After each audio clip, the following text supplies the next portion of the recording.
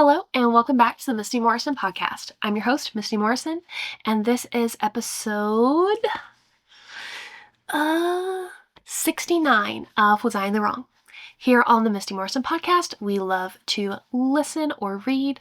We love to give advice and help people look back on their situations with that 2020 vision to see how they could have handled the situations more gracefully.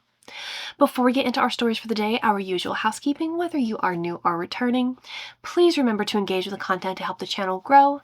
Every little bit of online engagement free, and it can really help me build the dream. If you are listening on podcast, please leave a 5-star review if you liked it.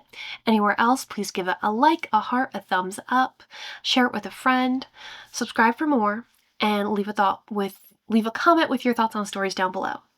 Long-form content is posted on podcast and YouTube on Tuesdays and Thursdays. Short-form content goes live 3 times daily on YouTube, TikTok, Instagram, and Facebook. All right, into our stories for the day. Story number 1 came to us from r/Am I Overreacting? Am I overreacting to what insurance agent said about me in my home? Okay, I feel like I'm going crazy here. This afternoon, an insurance agent came to my in-laws' house where I currently reside to take some pictures for whatever insurance purpose. While there, my husband opened the door and spoke to her and gave her all the permissions and details needed to do her job. Whole conversation was maybe 2 minutes. During this time, I was putting on my shoes to run an errand. Shortly after, my husband and I left together as she was taking pictures, and I gave her a little wave and she smiled back. As soon as we left, my sister-in-law showed up and the insurance agent pulled my sister-in-law to the side to ask how old my husband is because he was so fine. My sister-in-law told her something along the lines of, "He's 28, but did you not see him just walk out with his wife?" And she responded, "Oh, that girl. I saw. Tell him he needs to divorce her and hit me up. I have no shame in my game. I can cook, I can clean, etc., etc." My jaw was on the floor. My sister-in-law told me what happened immediately after I got home. Good sister-in-law. Worst part is the entire thing, her interaction with my husband and with sister-in-law, is recorded on the Ring doorbell. Maybe that's a good thing that it was recorded. You can see my sister-in-law trying to back away for several minutes while this woman who doesn't know me goes on and on about how she would make a better wife than me. On the video with my husband, you can see him awkwardly standing in the doorframe while she flirts in his face. I'm not concerned because my husband adores me, but what the heck? Her inquiring before knowing I was his wife is one thing, but to say to divorce me definitely crossed the line. This seems so unprofessional to me, no doubt. Since she was literally working while doing this. It seems so violating to me that someone who would talk about me in that way and admittedly pursue a married man knows where we live and has photographed our home. I've considered letting the insurance company know what happened, but I think it would be overreacting to get someone potentially fired or written up over it. My husband thinks I should just let it go because he would never dream of cheating on me, but it's really bugging me. AIO for being really annoyed and a little heated by this? Would it be overreacting to let her job know? Okay, there's more, but it's like an edit. So, update to add. So before we read that, absolutely not. Tell them. You know what company she works for? Tell them how inappropriate she is acting with clients and in clients' homes. That is beyond overstepping. That is beyond inappropriate. That is so wrong on so many levels. Yeah, like if you didn't know he was married, I could see asking about him, like if you were interested, but you saw him leave with his wife. If she's that interested in trying to find someone, she'd probably already look to see if he had a ring on his hand. But then when sister-in-law said, that's his wife, that should have been the end of it. Like, if that would have been the end of it, okay. But the fact that she admitted she doesn't care, she's out here trying to steal somebody's man, tell her employer, because not only does she look like the person she is, but she's also making the company look bad for employing someone who's going to go out to people's homes and act this way openly. Yeah. Report her immediately. Okay. Edit to add and answer some questions. My husband and I are both 28. This lady was in her 40s, I assume. My husband did not realize she was flirting with him and was surprised to hear everything she said to his sister. He's extremely dense about social cues, so I'm not surprised at all he was clueless about the entire thing. That could have also been me. Like, I never know. I'm not making this up. I have literally no reason to. I was so shocked when it happened. I can understand why it seems fake. Why would someone act like that in real life? But it's 100% true. I'm going to give the insurance agency, Insurance Through Geico, a call on Monday to tell them what happened and request she never comes to our house again. I agree someone like that shouldn't have access to her home. Although, to clarify, she never came inside. She was taking pictures of the outside of the house. Okay, that makes it make more sense why everything was on the Ring camera. Yeah. And I mean, you do have the Ring footage to back you up, to provide to the insurance agency. If they don't believe you, you can be like, hey, it was all on our doorbell cam. Where do you want me to send the video? So you can see how this woman is out here acting. Absolutely. Okay. Story number 2 is coming to us from r/am I overreacting?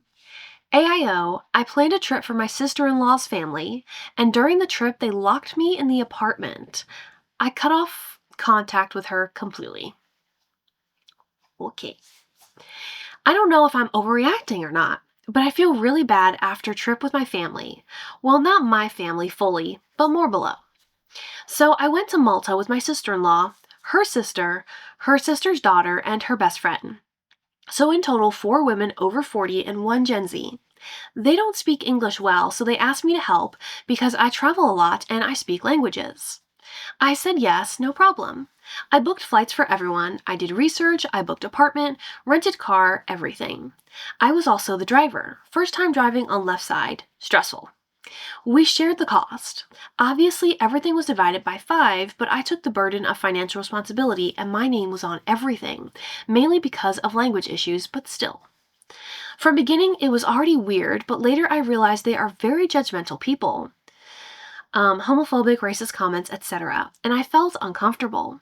The youngest said she is afraid of darker-skinned men and she obnoxiously moved to the other side of the street if someone brown was walking. She did it even when passing a lovely family with kids. I was so ashamed as it was so obvious why she moved to the other sidewalk. They were also treating me like I am their tour guide. No plan from them, no help, just expecting me to know everything. And still they were complaining about my driving or decisions. One evening, I was in my room on phone, door open, just unwinding after a busy driving day. And they just left apartment without telling me anything.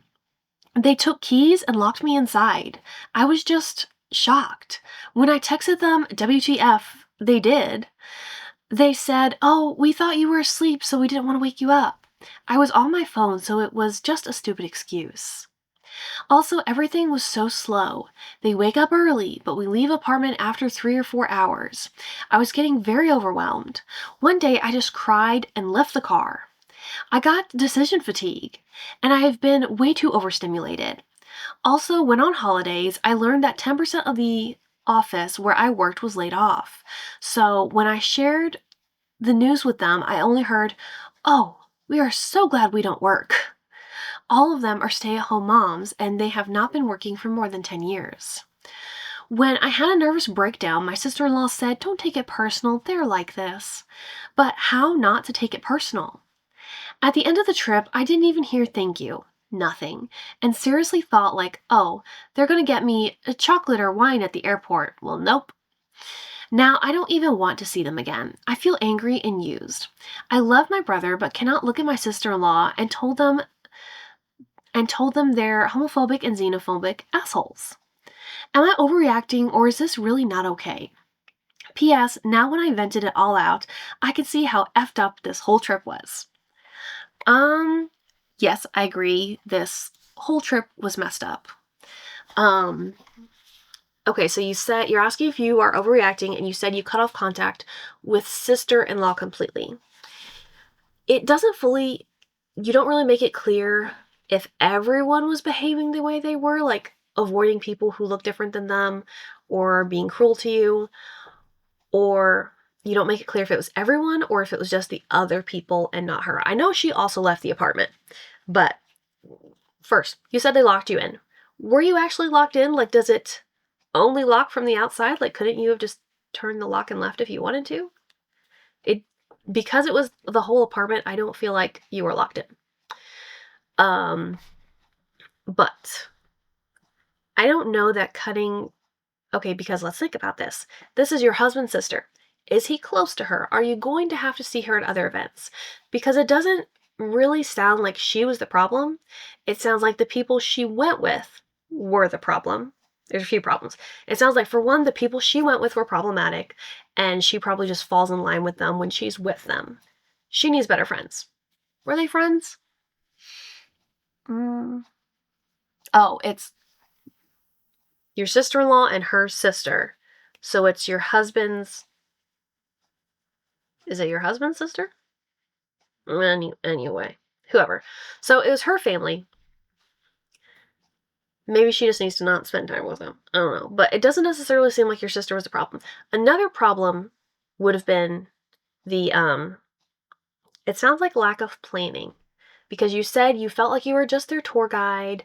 They had problems with your decisions and your driving. Did you guys really thoroughly discuss everything and plan it out together? Or did they just say, here, plan our trip? If they just said, here, plan our trip, that was your first red flag. That you were essentially being used. They wanted you to do a job for them. But because otherwise, like, this should have been planned out. Like, you should have had group calls or group chats or something to discuss the details. Who's going to be driving? Decide who's going to drive. What's our daily itinerary? When are we getting up? When are we leaving? All the things, like if this was a group trip, should have been discussed and planned out and agreed to as a group, and I feel like that could have avoided some of this. Obviously, their general behavior you could have avoided because that's just who they are. But I feel like where you got decision fatigue and you were overstimulated, like had you guys really discussed things, you could have talked about the fact that you get overstimulated to where you could have more time to yourself on the trip. I feel like those issues that you're upset about could have been avoided through better communication and planning. As far as them being xenophobic and like avoiding certain people, that's entirely on them. You can't do anything about that. I think you're gonna have your sister-in-law in your life in other contexts, and you should evaluate whether it's really worth it to cut contact with her. And therefore, because if you're really fully, I'm not going to see her or talk to her anywhere, that means there's other things that you're going to have to exclude yourself from that she will already be at. So is it worth it to cut her off completely based on this trip? If she doesn't normally behave the way that her friends or her sister was behaving on this trip. If she normally is not xenophobic, if she normally doesn't do those things, then I think you maybe just have a conversation with her about the trip and everything that was wrong with the trip in your mind, and just let her know that you really thought those actions and behaviors were not acceptable, and you really don't want to be around people who act that way. And maybe that will help open her eyes about the behavior that they or she experienced or exhibited on that trip. Just a different viewpoint. Story number 3 is coming to us from r/WIBTA_AITA. Would I be the asshole if I told my friend her boyfriend is clearly lying about his job and everyone can see it? So my friend has been with this guy for about 8 months, and from day one, he's been vague about what he actually does for work. Like, he has a different answer every time it comes up. First, he was in finance. Then he was doing consulting. Now, apparently, he has a startup. These are all incredibly vague terms. She seems happy, and I genuinely like her, so I've kept my mouth shut.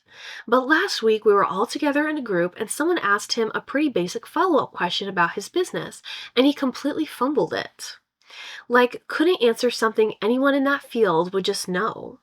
I looked around, and I could tell everyone else noticed too. Nobody said anything. I don't know if he's broke, embarrassed, or something worse, but something is off, and now I'm sitting here wondering if I'm doing her a disservice by staying quiet just to keep the peace. WIBTA if I said something to her privately. No, I don't think so. I think because, let's see, your friend, if you're friends with her, I think if you're close with her, I think it's fair to pull her aside and say, hey, like, I just want to let you know, like, I know you seem really happy and I'm happy for you, but like these are some sketchy things that me and some other people have noticed, and we just want to make sure you're okay. Like, are you sure he has a startup? Is he really working? We just want to make sure that he's being honest with you because it doesn't seem like he is. I think if you're close, you can broach that topic in a gentle way and it be received well from her. You can put it to her in a way where you still come across as caring rather than just coming across like, I think he's lying, leave him. Like that method wouldn't work. But if you approach it the right way with genuine concern, I think you could address this. I don't know if it will do anything or if it will matter, but you can do your part and know, clear your conscience and know that you said what you felt like you needed to say. Story number 4 is coming to us from r/AITAH. AITAH for wanting to end a friendship due to moral differences. Hi, so lately I have recently found out that a friend of mine that I'm quite close with has been consistently cheating and lying. To add, the person they are talking to has a past history with them of abusing them, physically, mentally, verbally, etc. Now, to add, this friend has 2 children, one of which is this ex's kid. Boy, it's already confusing.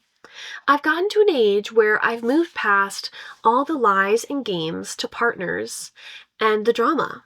They had an amazing relationship with someone else, but unfortunately this ex got in the way and they let it happen. They have chosen this abusive person time and time again over their children, and personally I can't stand to watch it again. Keep in mind, I've talked with them numerous times now about this, but I'm constantly dismissed.